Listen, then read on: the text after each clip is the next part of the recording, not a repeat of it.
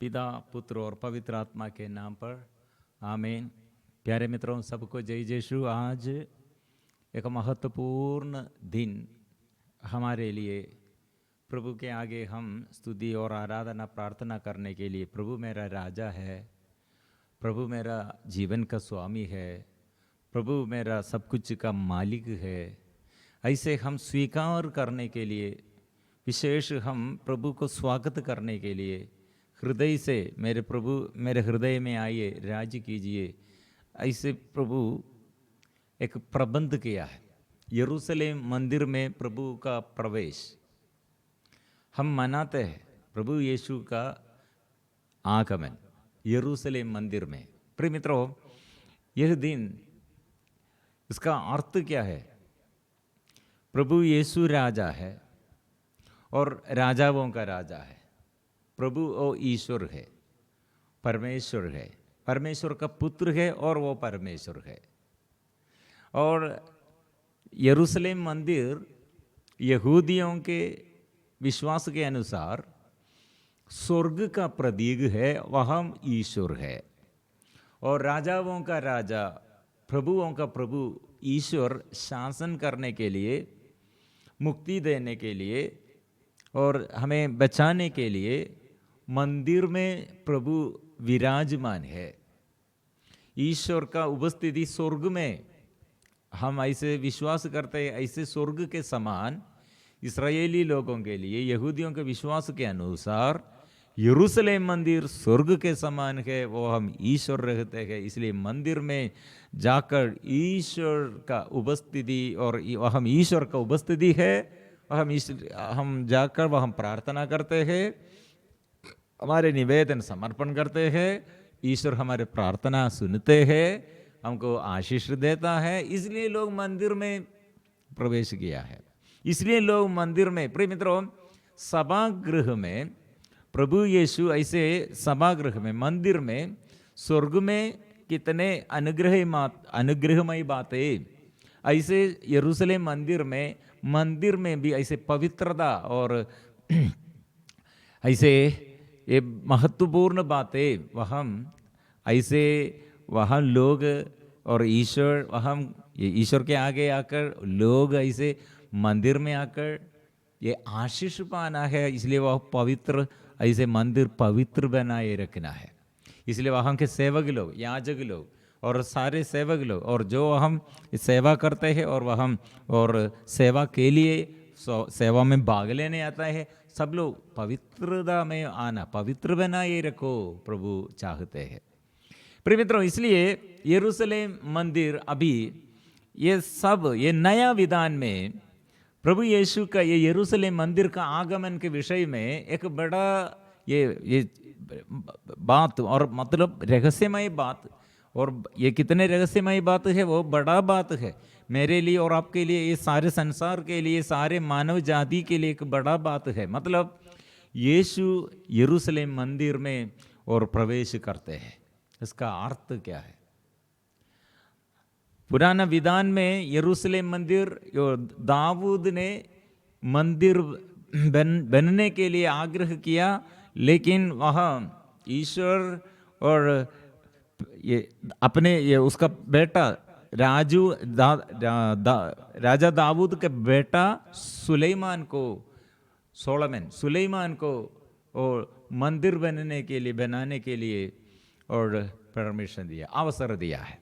आग्रह दाऊद के अंदर था। राजा दाऊद जब वो राजा बन गए थे, उसके अंदर आग्रह यह था। प्रिय मित्रों, हम पढ़ते हैं पुराने विधान में, हम ऐसे ये इब्राहिम द्वारा प्रभु हमारे लिए इस विधान, एक ऐसे एग्रीमेंट रखा है। इब्राहिम द्वारा सारे ये देश और पीढ़ी दर पीढ़ी अनुग्रह प्राप्त करेगा। और प्रिय मित्रों, फिर ये हम मानव जाति सदा पाप की ओर झुकाव है। इसलिए पाप द्वारा मानव जाति, इसलिए उसका स्वतंत्रता, आजादी नष्ट किया है। इसलिए उसके शरीर में वासना और परिवार में समस्या और उसके मन में मनमुटाव और ऐसे बाधाएं बहुत है। इसलिए स्वतंत्र करने के लिए प्रभु चाहते हैं। मानव क्यों ऐसे बंधन में रहते हैं? मतलब वे अविश्वासमय बातें और संसारिकता के अनुसार जीवन, और प्रिय मित्रों ऐसे शरीर की वासना के अनुसार ये सुख भोग, ऐसे मनोरंजन के लिए, भोग विलास के लिए वो ईश्वर को तुच्छ समझते हैं। प्रिय मित्रों, इसलिए नबी मूसा द्वारा इस्राएली लोग ऐसे पाप करते हुए, ऐसे विश्वास नष्ट करते हुए बंधन में रहते हैं, दास बन गए हैं। नबी मूसा द्वारा बुलाते हैं इस्राएलियों को छुटकारा के लिए, चंगाई के लिए, स्वतंत्र करने के लिए प्रभु बुला रहे हैं। लेकिन पहले नबी मूसा के अंदर थोड़ा डर, इसलिए वो ऐसे बात करते हैं, मैं ठीक नहीं हूं। प्रभु और कितने आग्रह के साथ ये नबी मूसा को बुलाया, लेकिन उसके अंदर डर थे, इसलिए उसके साथ एक याजक को, ऐसे याजक को वो प्रभु ने दिया है। मतलब प्रभु ये मानव के अंदर जब डर आते हैं, वो ईश्वर से बात करने के लिए उसको, और एकता ऐसे उसके अंदर ऐसे एकदम डर है। पाप इसलिए हमें, और हमारे अंदर के डर हमें ईश्वर से विमुख करते हैं। फिर प्रिय मित्रों, नबी मूसा को मदद करने के लिए ईश्वर ने ऐसे नियुक्त किया है। इसलिए पुरोहितगण हमारे जीवन में ईश्वर से, और हमारे ये हर निवेदन ईश्वर के आगे समर्पण करने के लिए। फिर हम पढ़ते हैं, जब वे लोग इस्राएली लोग काना में प्रवेश किया, वह और ये न्यायकर्ताओं द्वारा प्रभु ने, ईश्वर ने कितने अच्छा से संचालित किया था, लेकिन इसके बीच में न्यायकर्ता फिर, और ये पाप में और न्यायकर्ता उनके विषय में हम पढ़ते हैं, वे लोग भी अविश्वासी बन गए। फिर वे लोग क्या सोच रहे हैं, हमको राजा चाहिए, हमको राजमहल चाहिए, ऐसे राजा का एक सिंहासन हमारे आगे हमको चाहिए। ऐसे प्रिय मित्रों, अन्य देशवासियों जैसे गैर यहूदियों के बीच में ऐसे राजा लोग हैं, लेकिन वे लोग के आगे ईश्वर नहीं है। यहूदियों के लिए, इस्राएलियों के लिए ईश्वर है, वो राजाओं का राजा, वो प्रभुओं का प्रभु है।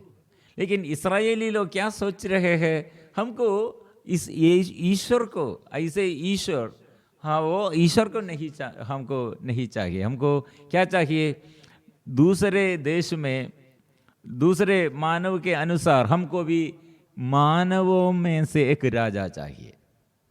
ये खतरनाक बात है। प्रिय मित्रों, यह नास्तिक लोग, अविश्वासी लोग, एथिस्ट लोग ऐसे शुरू किया है। इसलिए राजा ये दाऊद के अंदर ये समझो, वो उसके अंदर ईश्वर के प्रति प्यार दे, इसलिए वो उसके अंदर वो ये विश्वास था, क्योंकि मैं मानव के आगे राजा बन गया है, लेकिन वो ईश्वर ने मुझे नियुक्त किया है, इसलिए राजाओं का राजा वो है, इसलिए वो नाचते हैं सबों के आगे। और ये प्रभु की मंजूषा के आगे सब लोग देखते हुए और राजा दाऊद नाचते हैं। मतलब मैं ईश्वर का अधीनता में स्वीकार करता हूं, इसलिए वो ईश्वर के लिए मंदिर बनना है। राजा दाऊद के अंदर कितने आग्रह था। इसलिए प्रिय मित्रों, यरूशलेम मंदिर बनने के लिए ईश्वर ने परमिशन दिया, और हम प्रार्थना करने के लिए, हमको पाप बंधनों से हमें छुड़ाने के लिए, और हमारे ये देश को अनुग्रह, हम देश में हमको अनुग्रह हम प्राप्त करने के लिए, हमको इसी ईश्वर के पास आकर बलि चढ़ाने के लिए, स्तुति करने के लिए, आराधना करने के लिए, और ईश्वर से आशीष पाने के लिए मंदिर चाहिए। मंदिर में प्रभु निवास करते हैं। प्रिय मित्रों, नया विधान में और पुरा विधान में मंदिर के विषय में थोड़ा ये प्रभु इस पर फर्क क्या, इसमें क्या डिफरेंस है, हमें सिखाते हैं। ये पुराना विधान, प्रिय मित्रों, ये मंदिर पुराना विधान में ऐसे मंदिर बनाया, लेकिन बाद में अन्य देवी देवताओं के आगे और व्यभिचार करते हुए, नशा करते हुए और अन्य देवी देवताओं के आगे पूजा करते हुए ये इस्राएली लोगों का यह पवित्रता नष्ट कर दिया, और ऐसे लोग ये मंदिर में भी प्रवेश किया। मंदिर फिर ये अविश्वास के कारण और शत्रुगण युद्ध करते हुए मंदिर अपने यरूशलेम मंदिर अपने अधीनता में रखकर अपवित्र किया, और यहूदियों को ऐसे ये युद्ध करते हुए दास बनाया है। दासता में इस्राएली रहते थे। यरूशलेम मंदिर में ईश्वर नहीं थे। ऐसे 400 साल 400 years इस्राएली लोग ये शत्रु लोगों के अधीनता में है। पहले इजिप्त और मिस्र में के अधीनता में थे, फिर बाबुल के अधीनता में, और ऐसे कितने ये इस्राएली लोग दुख कष्ट सहते हैं, पीड़ित लोग हैं। 4 साल के बाद प्रभु राजाओं का राजा शासन करने के लिए आया। नबियों द्वारा संदेश मिला था, वो आएगा शत्रु को परास्त करने के लिए, राज्य पुनर्स्थापना करने के लिए। एक राजा का उदय होगा।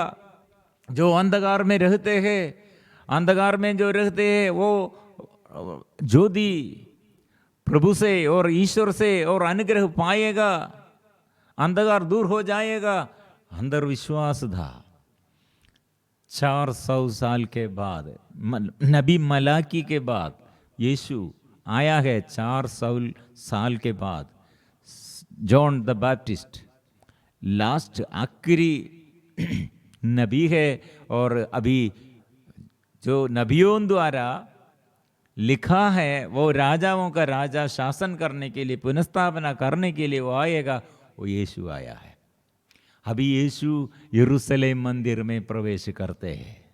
लेकिन ये मंदिर में प्रिय मित्रों क्या क्या है, वो हम यीशु पर कितने लोग विश्वास किया, वे लोग जोर से गाते हैं होसन्ना, और जय प्रभु के नाम पर वो धन्य है वो राजा जो प्रभु के नाम पर आते हैं। स्वर्ग में शांति, सर्वोच्च स्वर्ग में महिमा, वो गाते हैं, स्तुति करते हैं, आराधना करते हैं। प्रिय मित्रों, सुंदरमय बात है। लेकिन दूसरा भाग, वह ईर्ष्या से लोग, दूसरे भाग में ईर्ष्या से लोग इनकार करते हुए, वो प्रभु के विरुद्ध ऐसे अविश्वास करते हुए, यीशु के विरुद्ध निंदा करते हुए, क्रोध से गुस्सा करने के लिए वो खड़े हैं। कुछ लोग स्तुति करते हैं, और दूसरे भाग में कुछ लोग, याजक लोग, नेता लोग, शास्त्री लोग ईश्वर के विरुद्ध है, यीशु के विरुद्ध है। यह मंदिर में प्रभु क्या करते हैं, आधुनिक मतलब नया विधान में प्रभु यीशु ने इसके विषय में कहा है। आप लोग यरूशलेम मंदिर के विषय में कितने घमंड गर्व करते हैं। ये मंदिर वो पवित्र नहीं है, इसलिए ये मंदिर फिर शत्रुगण ये सब हटाएगा, इसमें ये इस्राएलियों के विरुद्ध फिर युद्ध चलाएगा, ये सब नष्ट करेगा। आप लोग यरूशलेम मंदिर ईश्वर का उपस्थिति, और वह हम ईश्वर है, इसलिए ईश्वर हमारे ये यरूशलेम मंदिर में है, वो सब ईश्वर करेगा, ऐसा सोचते हैं। लेकिन ये मंदिर आप लोग हाथ से बनाया है। लेकिन नया विधान में ये मंदिर मैं हूं, मेरा शरीर ईश्वर निवास करने के लिए, ईश्वर का निवास स्थान है, वो मेरा मंदिर है। इसलिए ये मंदिर अभी मेरा शरीर और आपका शरीर, प्रभु इसलिए हमें सिखाते नया विधान में मंदिर सबसे प्रभु ये सबसे ज्यादा हमें सिखाते हैं, मतलब मंदिर मेरा और आपका शरीर है, क्योंकि ईश्वर निवास करते हैं। मेरा शरीर और आपका शरीर, ईश्वर निवास करते हैं, आत्मा। इसलिए ये यरूशलेम मंदिर हाथ से बनाया है, वो मंदिर के बारे में ज्यादा आप लोग चिंता मत करो। मतलब आपके शरीर के विषय में, शरीर ईश्वर का मंदिर है, अंदर निवास करने वाला प्रभु, अंदर वो निवास करते हैं, आत्मा। इसलिए प्रिय मित्रों, आत्मा, ये कोरिन्थियों का पहला पत्र, 1 कोरिन्थियंस अध्याय 6 पद संख्या 19 में हम पढ़ते हैं। कोरिन्थियों का नाम संत पौलुस का पत्र अध्याय 6 पद संख्या 19 में हम पढ़ते हैं,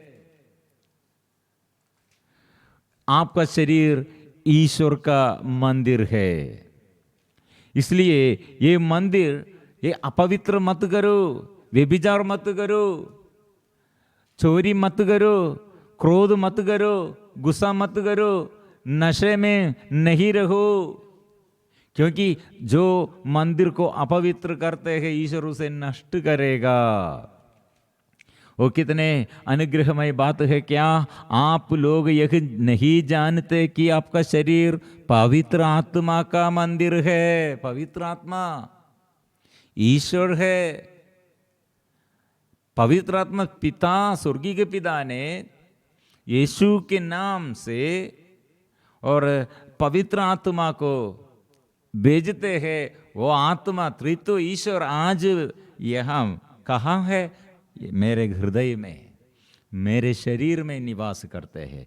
इसलिए प्रभु का वचन, क्या आप लोग ये नहीं जानते कि आपका शरीर पवित्र आत्मा का मंदिर है? वो आप में निवास करता है और आपको ईश्वर से प्राप्त हुआ है। आपका अपने पर अधिकार नहीं है, क्योंकि आप लोग कीमत पर खरीदे गए हैं। इसलिए आप लोग अपने शरीर में ईश्वर की महिमा प्रकट करें। अध्याय 3 पद संख्या 16, क्या आप यह नहीं जानते कि आप ईश्वर के मंदिर है और ईश्वर का आत्मा आप में निवास करता है? यदि कोई ईश्वर का मंदिर नष्ट करेगा तो ईश्वर उसे नष्ट करेगा, क्योंकि ईश्वर का मंदिर पवित्र है और वह मंदिर आप लोग है। ईश्वर का मंदिर है। इसलिए ईश्वर का मंदिर, अब यरूशलेम मंदिर क्या हो गया है? प्रिय मित्रों, कारण यह है, मंदिर के बारे में प्रभु विलाप करते हैं। एक मंदिर में प्रवेश करने के लिए प्रभु हमें सिखाते हैं। नवीन विधान में प्रभु कैसे हमें छुटकारा देने के लिए आया है, शासन करने के लिए, चंगाई देने के लिए, हमको आशीष देने के लिए कैसे आया है। हम लूकस का सुसमाचार अध्याय 18 में ये बात 19 पद संख्या 29 में हम पढ़ते हैं। यरूशलेम में प्रवेश करने के लिए प्रभु अपने शिष्यों को भेजा है। और हम क्या देखा है? हम बच्चेड़ा बांधा हुआ पाओगे, जिस पर अब तक कोई नहीं सवार हुआ है। बच्चेड़े के ऊपर वो सवार करते हैं, और सब लोग इसलिए समझते हुए वो बच्चेड़ा, ये क्योंकि ये पुराना विधान में इसके विषय में लिखा है, राजा कैसे आएगा, इसका साइन यह है। पहले राजा साउल, इस्राएलियों का पहला राजा साउल बच्चेड़े को गद्दे को ढूंढते हुए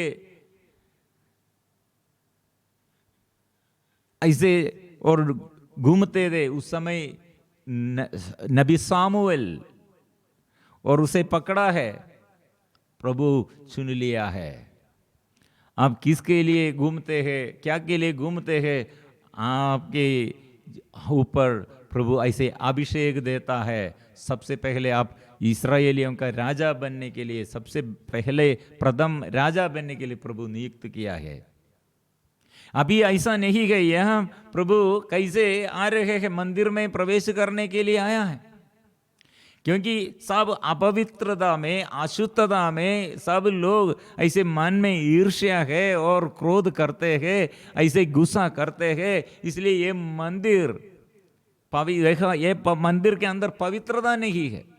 देखो, ये मंदिर में प्रभु का ये स्तुति और आराधना के विषय में लोग इसके विषय में इधर ये दंग करते हैं।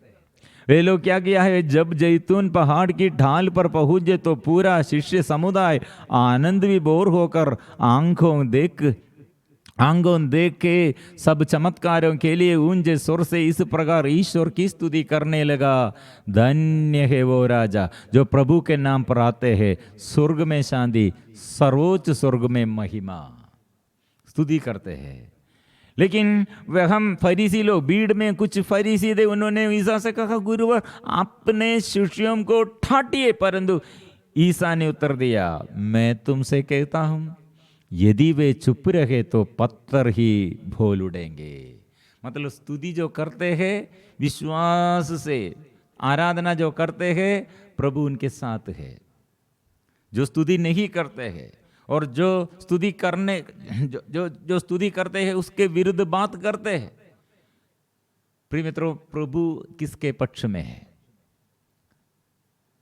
ये हम फिर ये यरूशलेम मंदिर के अंदर क्यों लोग ऐसे यीशु के विरुद्ध बात करते? कारण क्या होगा? यरूशलेम मंदिर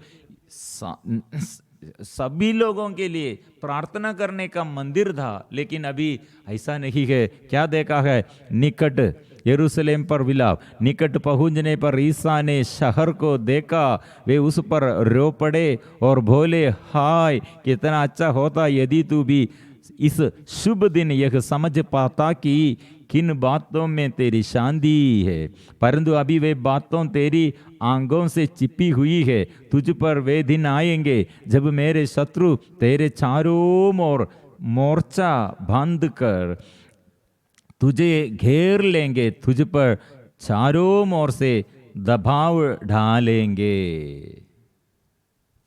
प्रॉब्लम क्या है प्रिय मित्रों? मंदिर के अंदर ये प्रभु ये क्या देखा है? ईसा मंदिर में प्रवेश कर बिक्री करने वालों को यह कहते हुए बाहर निकालने लगे, लिखा है मेरा घर प्रार्थना का घर होगा, परंतु तुम लोगों ने उसे लुटेरों का अड्डा बनाया है। हम प्रॉब्लम यह था, मंदिर में पवित्रता नहीं, प्यार नहीं, एकता नहीं और ये आराधना नहीं।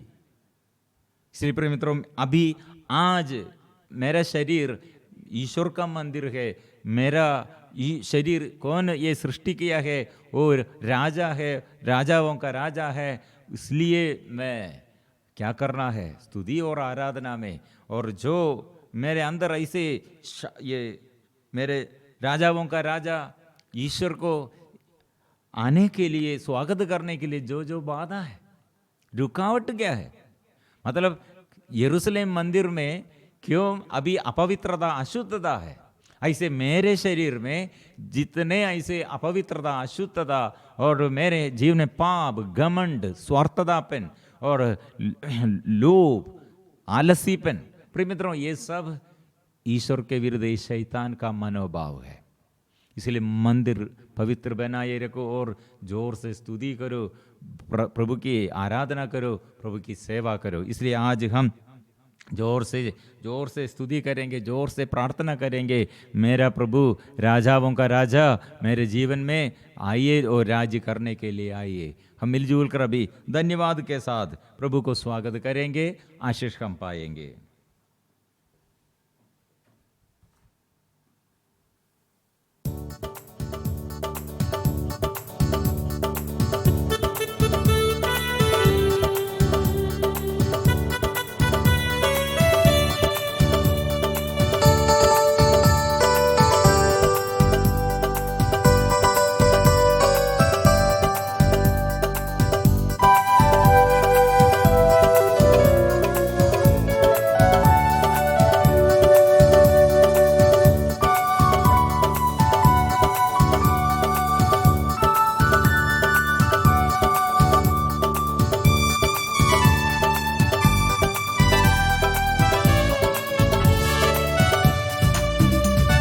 जय देने वाले प्रभु यीशु को कोटि कोटि धन्यवाद।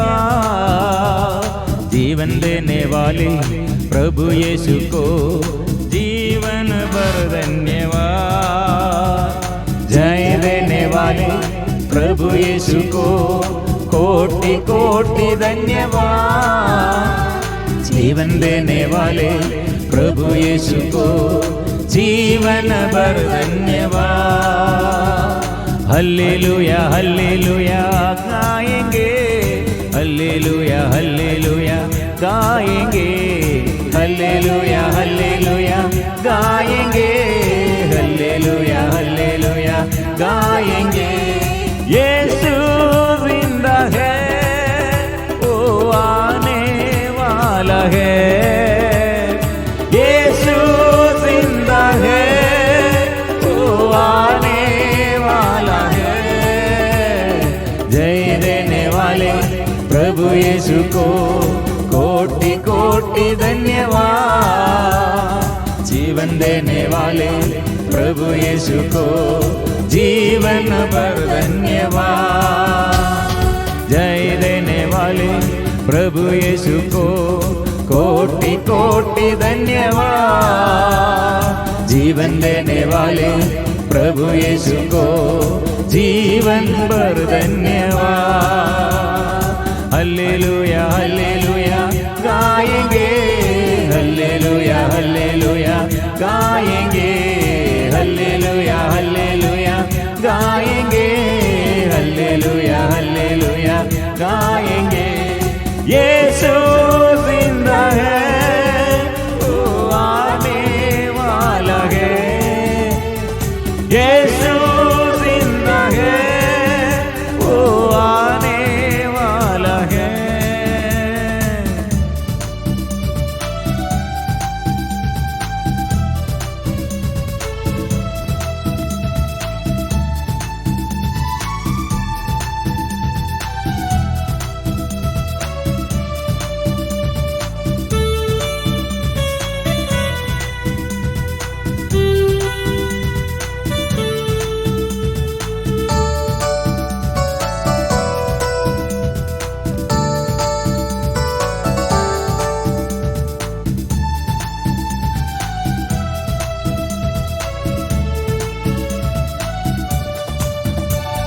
शांति देने वाले प्रभु यीशु को कोटि कोटि धन्यवाद। मुक्ति देने वाले प्रभु यीशु को जीवन भर धन्यवाद। शांति देने वाले प्रभु यीशु को कोटि कोटि धन्यवाद। मुक्ति देने वाले प्रभु यीशु को जीवन भर धन्यवाद। हल्लेलुया हल्लेलुया गाएंगे, हल्लेलुया हल्लेलुया गाएंगे, हल्लेलुया हल्लेलुया गाएंगे, हल्लेलुया हल्लेलुया गाएंगे। यीशु जिंदा है, वो आने वाला है। यीशु जिंदा है, वो आने वाला है। जय देने वाले प्रभु यीशु को कोटि कोटि धन्यवाद। जीवन देने वाले प्रभु यीशु को जीवन भर धन्यवाद। आनंद देने वाले प्रभु यीशु को कोटि कोटि धन्यवाद। चंगा करने वाले प्रभु यीशु को जीवन भर धन्यवाद। आनंद देने वाले प्रभु यीशु को कोटि कोटि धन्यवाद। चंगा करने वाले प्रभु यीशु को जीवन भर धन्यवाद। हल्लेलुया हल्लेलुया गाएंगे, हल्लेलुया हल्लेलुया गाएंगे, हल्लेलुया हल्लेलुया गाएंगे, हल्लेलुया हल्लेलुया गाएंगे। यीशु जिंदा है, वो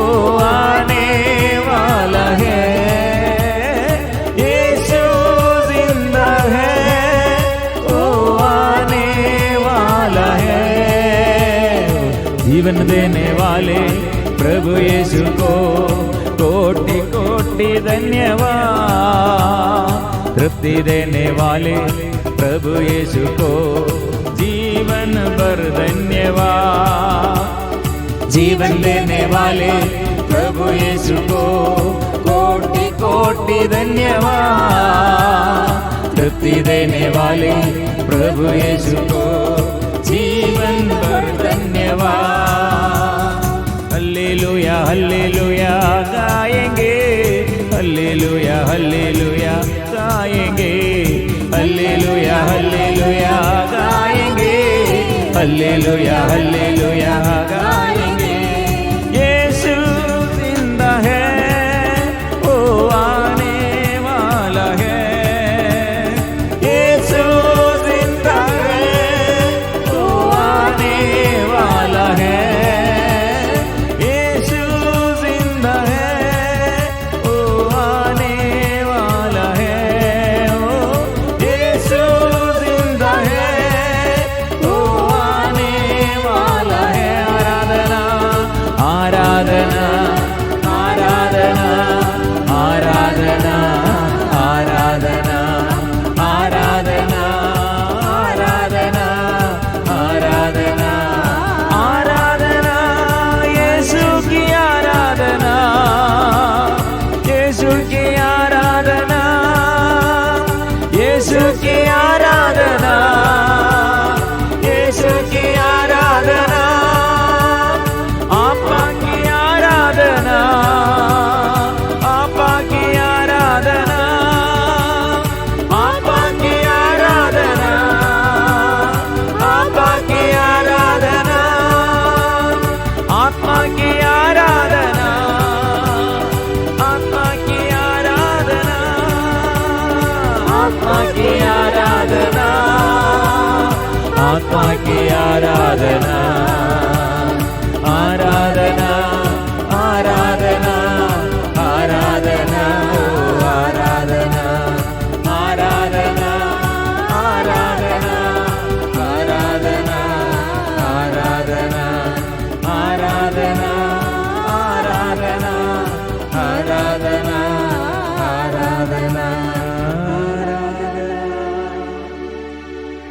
आराधना आराधना आराधना आराधना। ये मंदिर प्रभु का मंदिर है, यह मेरा शरीर है।